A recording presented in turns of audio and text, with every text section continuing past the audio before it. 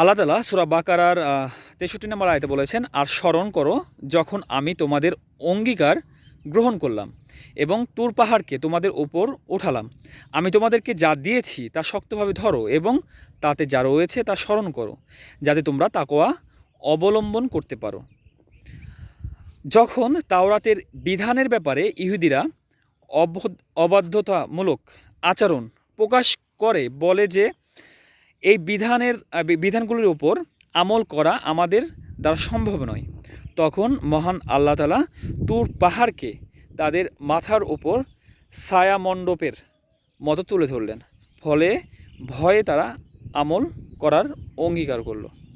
আল্লাহ তাআলা সবাইকে বোঝার তৌফিক দান করুক এবং আল্লাহ তাআলা যা পাঠিয়েছেন এবং তার উপর আমল করা আমাদেরকে তৌফিক দান করুক আমল করার তার উপরে। আর সবাই নামাজ পড়েন ৫ ওয়াক্ত এবং সবাই ভালো থাকবেন, সুস্থ থাকবেন। আল্লাহ হাফেজ।